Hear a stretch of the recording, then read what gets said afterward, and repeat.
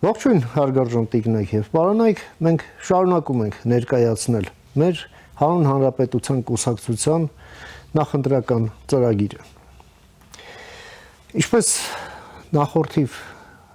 ներկայացրեցինք, մեր ծրագիրը բաղկացած է, հենված է 15 հանձնառությունների վրա եւ այդ հանձնառություններն էլ հենց վերնագրերն են այն գլուխների, որից բաղկացած է մեր ծրագիրը։ Մենք սկսեցինք եւ այսօր կավարտենք ներկայացնելը առաջին հանձնառությունը, այն է, որ մենք հանձնառու ենք ապահովել ինքնիշխան ժողովրդավար,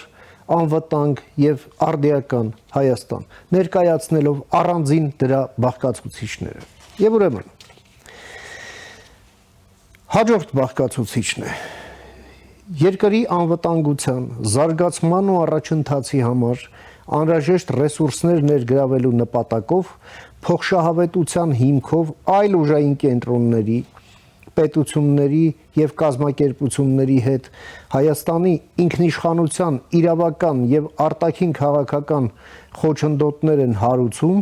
Եվրասիական տնտեսական միությանը ԵԱՏՄ-ին անդամակցությունը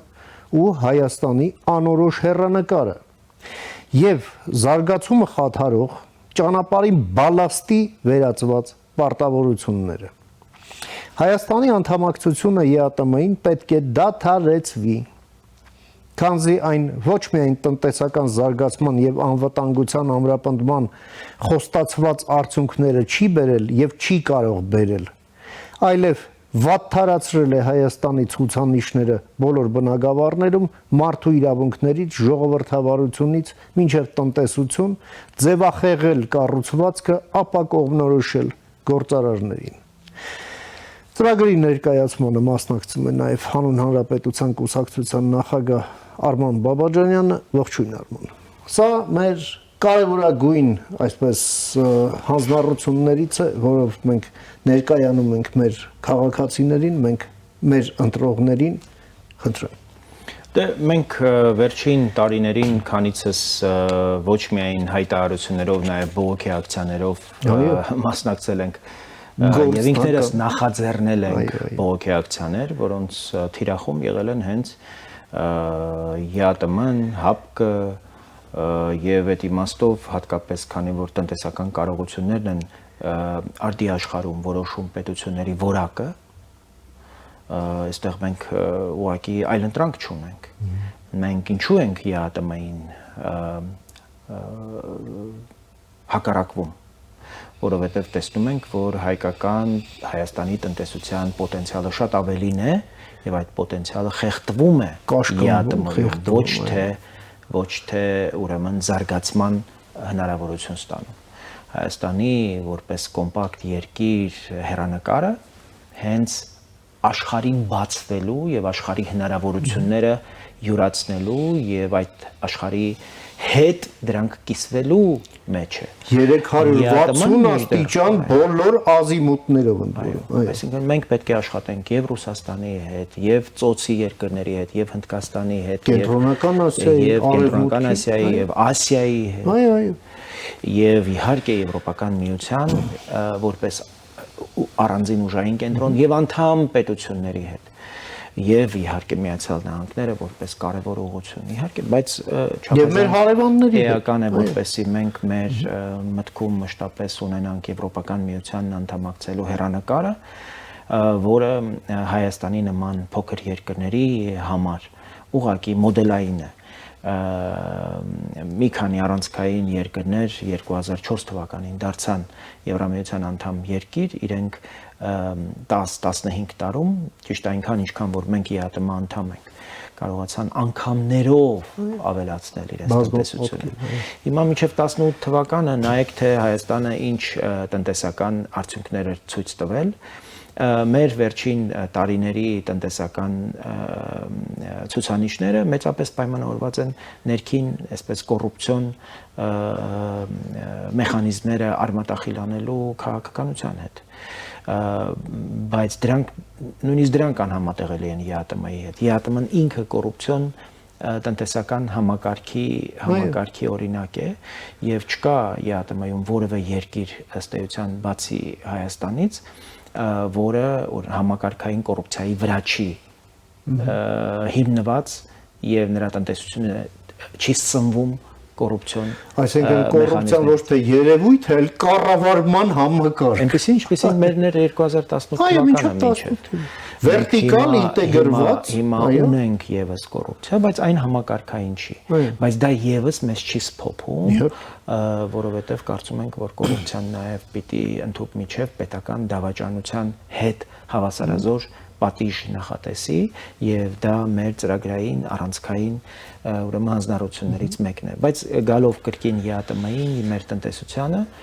այստեղ երկու կարծիք չի կարող լինել, որ այն նպատակները, որոնք դրված էին 2013 թվականի սեպտեմբերի 3-ին Հայաստանի մաքսային միությանը, ապա ԵԱՏՄ-ին անդամակցելու նպատակի մեջ, դրանք ամբողջությամբ սին են դուրս եկել, Ռուսաստանի խոստումները ուղղակի դատարկ են, այդ իմաստով մնացել, այսպես ասած, մենք փաստորեն մեր տնտեսությամբ վճարում էինք, որպեսզի անվտանգություն ստանանք, չենք ստացել ոչ նա, բայց վճարել տնտեսությամբ, տնտեսական հեռանկարներից ենք զրկվել, որոնք պիտի պայմանավորեին մեր անվտանգությունը, մինչդեռ եթե 2013 թվականի սեպտեմբերի 3-ի վթարը չլիներ եւ Հայաստանը ասոցիացիան պայմանագիր կնքեր Եվրամիության հետ, հաստատապես կարող ենք ասել, որ ոչ ապրիլյան քառօրյան կլիներ, ոչ 44-օրյա աղետը կլիներ։ Շատ բարձ պատճառով քաղաքական գինը այդ պատերազմներ սանձազերծելու կդառնար անհաղթահարելի հակառակորդներ։ Եվ այդ իմաստով օրինակն էլ տեսանք 2022 թվականի սեպտեմբերից հետո, երբ Միացյալ Նահանգների եւ Եվրամիության շատ արագ աննախադեպ իդեպ որոշումների արդյունքում ժամանակավոր, ապա արդեն մշտական տեղակայման կարգով ուրեմն դիտորդները քաղաքացիական Եվրամիության տեղակայվեցին հայ-ադրբեջանական սահմանի երկայնքով, ուղղակի հարձակումները դադարեցին։ Հայաստանի վրա վերջին հարձակումները եղել են ներքին հանդում, որտեղ ռուսներն էին մնացել, եւ այդտեղ մենք 4 զոհ ունեցանք, միջև Ռադ եղանը տեղից, եւ մենք այդտեղ էլ կարողացանք այդ առաքելության աշխատանքները իրականացնել եւ այդտեղ եւս հանդարտվեց։ Այսինքն, եթե Եվրամիության հետ ասոցիացված լիներ Հայաստանը եւ այդ պայմանագիրը ունենայինք, այդքան անհնար կլիներ Ադրբեջանի համար հաղթահարել այդ ներկայությունը, այդ անդամակցությունը եւ Հայաստանի վրա հարձակվել։ Այնպես ինչպես նաև առաջիկայում իդեպ Հայաստան-Եվրամիություն գագաթնաժողովի այդ ոսկորը անհաղթահարելի է ոչ միայն Ռուսաստանի համար, նաև հակառակորդ Ադրբեջանի համար։ Եվ պատահական չի, որ Հայաստանում շատ ուժեր կրկնելով նաև ադրբեջանական նարատիվները դեմ են հանդես գալիս Հայաստան-Եվրամիություն գագաթնաժողովին եւ այնտեղ տեղ գտած կարևորագույն դրույթներին, որոնք էապես փոխելու են Հայաստանի քաշային կարգը, Հայաստանի նշանակությունը ռեգիոնում եւ ընդհանրապես գլոբալ գետնի վրա։ Եվ այս իմաստով իհարկե նաև մեր ջանքերով ընդունված օրենքը ենթադրում էր, որ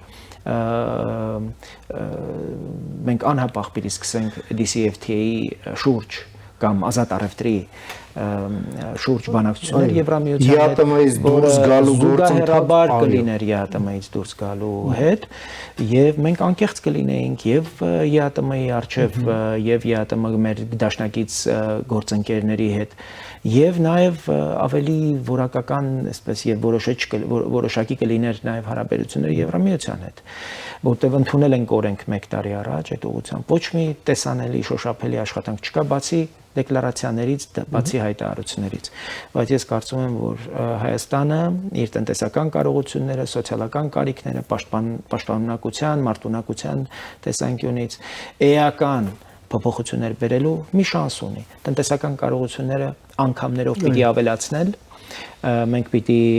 մեր աշխատանքի արդյունքը անգամներով պիտի բարձրացնենք, բարձրարժեք պիտի դառնա հայ մարդու կատարած աշխատանքը, մենք չենք կարող խոպանների հույսին, ռուսական խոպանների հույսին պետություն կառուցել, մենք չենք կարող մարդիկ են գնում, այսքան սակավ մարդկային ռեսուրս ունեցող երկիր լինելով, մարդիկ գնում են $500 Ռուսաստանում ասֆալտ են փռում, այն դեպքում, երբ մենք Հայաստանում ահռելի մարդկային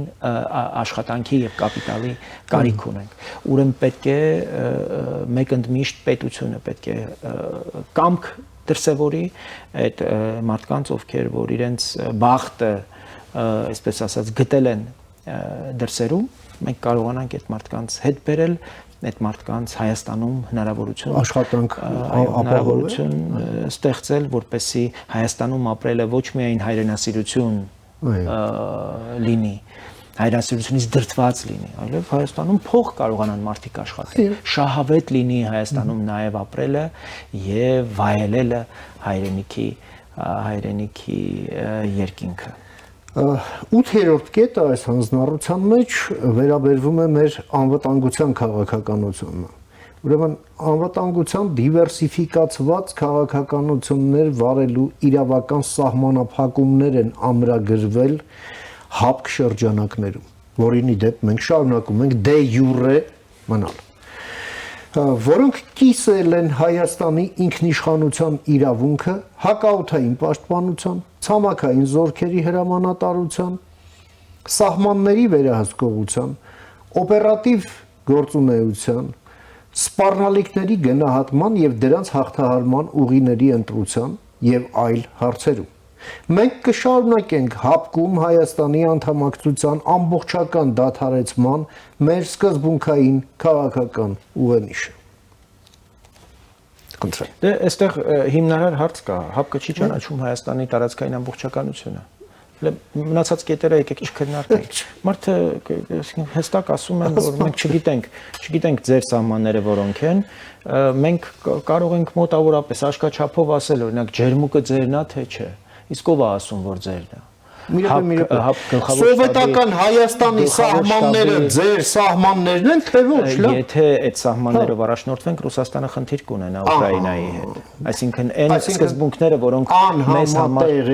մեզ համար կենսական են, մեր պետության ապագայի համար կենսական են, Ռուսաստանը չի կարող հենվել Ալմաթիի հռչակագրի վրա այդ հռչակագրով, ինքը պետք է դուրս գա Ղրիմից եւ այն տարածքներից, որոնք այս պահին ներառել է իր կազմ, զբաղեցրել են եւ սահմանադրությամբ դրանք ներառել է եւ այն տարածքներից, որոնք շարունակում է հավակնել, բայց ինքը չի տնօրինում դրանք։ Այո։ Այստեղ իհարկե առանցքային է օդային պաշտպանությունը, մենք տեսանք, որ այդպիսի պաշտպանության փաստորեն պաշտպանությունը որևէ կերպ մեզ հովանոց պաշտպանական չդարձավ 44 օրյա պատերազմի ընթացքում մենք Արցախի մասին չենք խոսում ենք Հայաստանի տարածքի մասին, Հանրապետության սուվերեն միջազգայինորեն ճանաչված անօթաչու սարքերը հասել էին մինչև Կոտայքի մարզ Աբովյան։ Ահա ձեզ համատեղ հակաօդային պաշտպանության ուրեմն համակարգը։ Եվ կապ չունի իրենք կարող էին կանխել, չէին կարող կանխել։ Մենք ապացույց ենք տեսել, որ քաղաքական գուցե նպատակներով ռուսները որոշել են թույլ տալ, որ հակառակորդի անօթաչու թռչող սարքը հասնի մինչև Աբովյան։ Ուրեմն սա հստակ պիտի գնահատականի արժանանա, ու այդ գնահատականը պետք չի հնչեցնել դեկլարացիաներով, հայտարարություններով, ակնկալելով, որ, չգիտեմ, հապկը պիտի քաղաքական հայտարարություն անի Ադրբեջանի գործողությունների դեմ, պիտի դատապարտի այդ գործողությունները։ Այդ ժամանակները անցել են։ Հայաստանը պիտի գործողությունների անցնի, քայլերի անցնի։ Դուք ասում եք դե յուրե շարունակում է անդամ մնալ հապկում։ Մենք լիիրավ անդամ ենք հապկի, մեզ բոլոր հապկ գագաթնաժողովներից հետո ուղարկում են փաստաթղթերը, մենք դրանց ուրեմն մեր ստորագրություններն ենք դնում, առարկում, այո, եւ ուղարկում ենք։ Եվ դա մեծ հաշվով նաեւ շարունակում է մեր հապկ գործընկերների մոտ շարունակում է այսպես հույսը արթուն պահել, որ Հայաստանը կվերադառնա եւ լիարժեք իր պարտականությունները կիրագործի։ Մեզ անընդհատ հիշում եք հավանաբար անդամավճարների մասին, մենք դրանք չենք վճարում։ Հիմա էլ չեն հիշեցնում, ասում են ոչինչ մի վճարեք, բայց վերջնական որոշում չկայացնեք։ Կան նախադեպեր։ Ուզբեկստանը օրինակ եղել է հապկանդամ, դուրս է եկել, ոչինչ չի կորցրել։ Հակառակը երկկողմ ձևաչափով անվտանգային այնպիսի կարողություններ է կենտրոնացրել, այսօր առանցքային դերակատար է Կենտրոնական Ասիայում եւ Արևմուտքի համար անփոխարինելի C5-ի անփոխարինելի գործընկեր։ Ղազախստան, Ուզբեկստան դրանք առանցքային ուղղություններ են, իդեպ մեզ համար էլ չափազանց կարևոր է, Ադրբեջանը այդտեղ մեզնից առաջ է անցել, մենք Ուզբեկստանի հետ պիտի աշխատենք եւ այստեղ եւս Արևմուտքը մեզ համար չափազանց կարևոր գործընկեր է, թե ամերիկան, թե Եվրոպական միությունը։ Այստեղ երկու կարծիք չի կարող լինել, այն նախագծերը առնվազն, իդեպ ԵԱՏՄ-ի եւ ՀԱՊԿ-ի մասով, որոնք մենք նախանշել ենք Միացյալ Նահանգների հետ, հատկապես տրիպը, մենք չենք կարող Արևմուտքի հետ այսպիսի խոշորամասշտաբ նախագծեր իրականացնել, մնալով ԵԱՏՄ եւ ՀԱՊԿ անդամ։ Դրանք ուղղակի սպառնալիքներ են տրիպի համար, իսկ տրիպը մեր անվտանգության եւ խաղաղության համար կենսական գործիք է,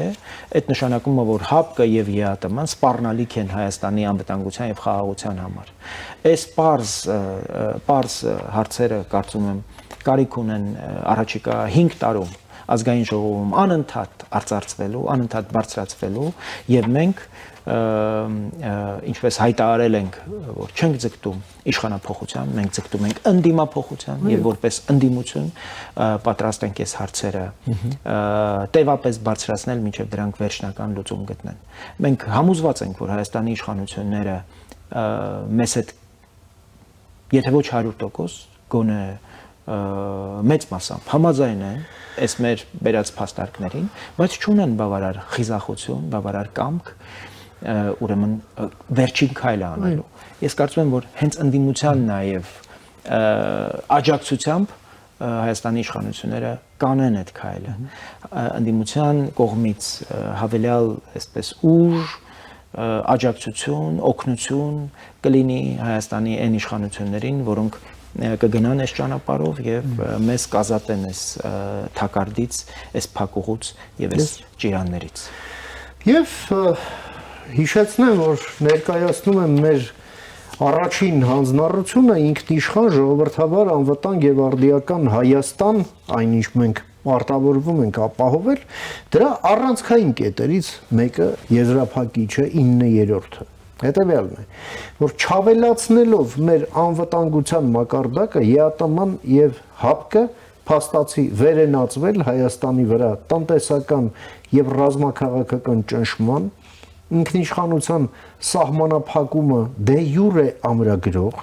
Հայաստանի կենսական շահերին հակառակ որոշումներ պարտադրող հարթակի։